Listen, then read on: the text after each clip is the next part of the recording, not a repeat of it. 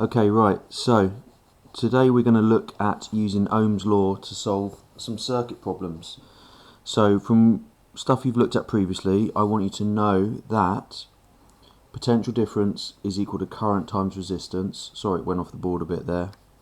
The circuit rules and some basic circuit symbols. I'm probably only going to be using like resistors, bulbs and maybe a cell or something.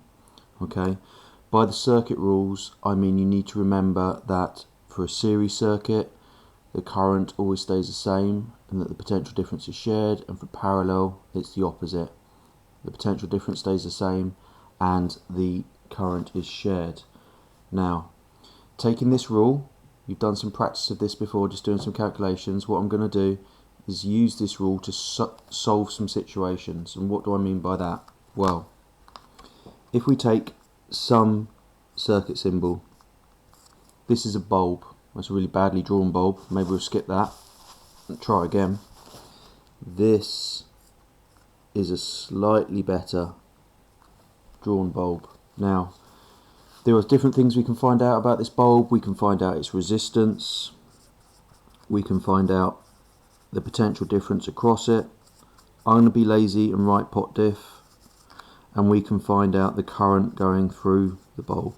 Now, if I give you two pieces of information from this equation here,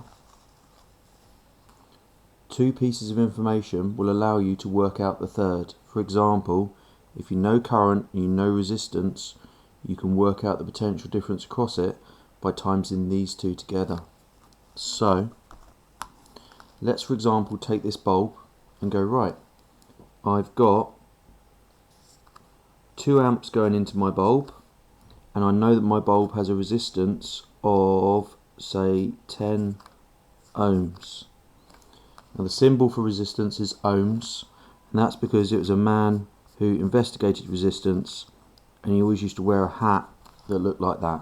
Okay, he didn't, but that's just the symbol. Alright, now we've got two pieces of information. We know that potential difference is equal to current times resistance. Two pieces of information. Oops, sorry. There and there. We take them and shove them in. The current is 2. The resistance is 10. So therefore our potential difference is 20. And the units of potential difference are volts. So our answer is 20 volts. Right? So let's do a slightly different example, just to check we've got that.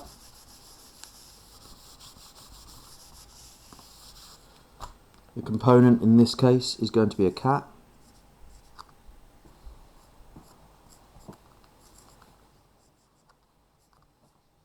Like that. It's only got 2 legs. Now if I connect my cat up like this, and I take a voltmeter to measure the potential difference across my cat, and I find that it's got a 6 volt potential difference across it, I look at the current going into my cat and find that I've got 3 amps going into my current. Again, I know 2 things about my cat. I know the current and I know the voltage. Coming back to the equation, potential difference equals current times resistance. This one's slightly different. I know 2 things, but they're not on the same side, so I'm going to have to do an extra step in a sec. But I know the potential difference and I know the current, and I want to work out the resistance of my cat. Right, coming back to here then, if I've got potential difference equals current times resistance, let's take my values and shove them in. So the potential difference is 6 volts. 6 volts is equal to current times resistance. Current is 3 times resistance, which I don't know. Now, depending on your maths teacher, they'll tell you various different approaches to rearranging this. I'll just go with the simplistic. I'm timesing by 3 on this side, so I want to do the opposite of times by 3 to get 3 off of here and move it over here somehow, getting resistance on its own, making resistance the I've forgotten the word. That's useful, isn't it? Making resistance the subject. Now, times by 3, opposite of times by 3 is divide by 3. So 6 divided by 3 equals resistance. Which means that my resistance is equal to 2, he wore a funny hat, 2 ohms. That's the value of my resistance. Now, doing the rearrangement of this equation immediately takes us up to a higher level. You'll get more marks for this. So why do we need to know about the circuit rules for this problem here? Well,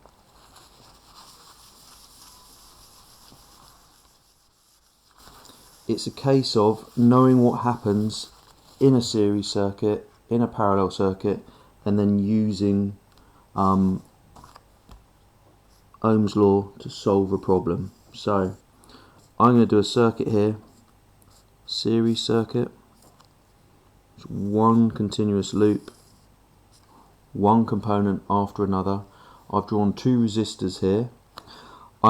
In the problem, I'm given that there's 6 volts across this resistor, potential difference is 6 volts. I'm given that there's 2 amps going around this circuit, and I'm told that the potential difference across this battery or cell is 10 volts. Now, strictly speaking, I shouldn't call it a cell, but I'm not worried at the moment. Right, I know this is a series circuit. The series circuit rules tell me 2 things.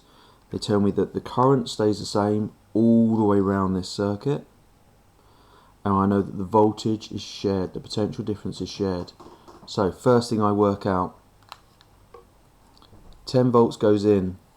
I'm told that 6 volts is used here, potential difference is 6 volts, which means there must be 4 volts across that resistor there. Anything else I can work out from just looking at this picture? No. So I think what I've got to go into now is start using my potential difference is equal to current times resistance. So if we say that potential difference is equal to current times resistance, PD is equal to current times resistance. Let's take one of these resistors and work some stuff out. Let's take this one here. I know that I've got potential difference of 6 volts, and I know that because the current here is 2, the current here must be 2. So 6 volts is equal to current through this resistor, 2 times resistance. Again, I want to get resistance on its own. I'm timesing by 2 on this side, so I'm going to divide by 2 to get it on its own. 6 over 2, that's equal to, oh that's tricky, 3 ohms. That means that I now know that this resistor is a 3 ohm resistor. I've used this rule, I've used what I know about circuits, that the current stays the same, that the voltage is shared, to work out a value for this resistance. Let's come across to this one. Might be a good idea now, if you can see on your own, can you work out the resistance of this resistor? Pause the video, have a go, and I'll go through it in a moment. So I fooled you there, I didn't actually pause, I just stopped moving for a while. Now, 2 things that I know about this resistor. I know the potential difference across it, and I know the current going through it. So, come back to here. Apologies, I'm going to destroy my circuit a bit, just for simplicity's sake. Potential difference is 4 volts. The current going through it is 2 amps. The resistance is the thing I know. Sorry, don't know. I want to get resistance on its own. The operation is times by 2, so I do the opposite operation to cancel it out. It's 4 divided by 2, gets resistance on its own, gives me a value of resistance of 4 divided by 2, I get my calculator out. Well, maybe I won't. And it becomes resistance is 2 ohms because he wore a funny hat.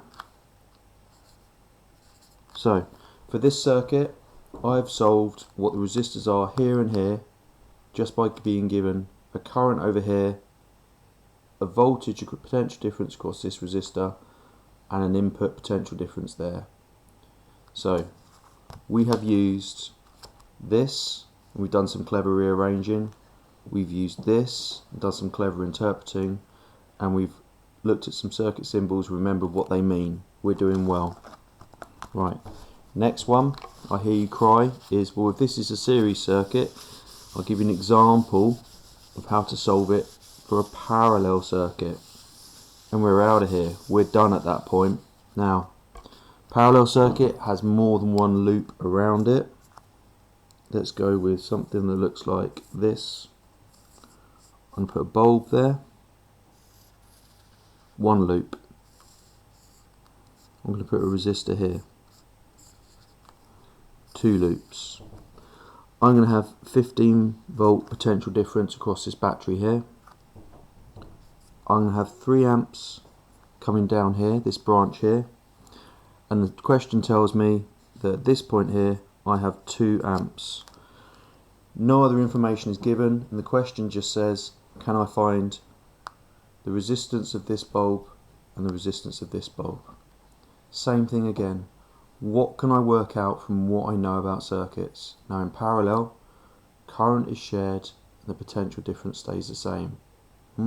Okay, potential difference stays the same. 15 volts, 15 volts. Really badly drawn 15 volts. 15 volts. Look, down here, straight away, I've got 2 things that I can put into the equation to work out the resistance of that resistor there. I seem to only have one thing here though, 15 volts. But there's another rule. The current in a parallel circuit is shared. So, if I've got 3 amps coming down here, 3 amps of electrons coming down here, they get to this junction, I know that 2 amps went that way, so 1 amp must have gone that way, because 2 add 1 equals 3. And what goes in must come out. So, for both of these branches now, well, that's a pretty horrific 1 amp. For both of these branches, I now know 2 things. I know the current and I know the voltage. I know the current and I know the voltage. Oh, that's going the wrong way. Voltage. So, I know that PD is equal, I'm going to write C and R for current and resistors here because I haven't got enough room.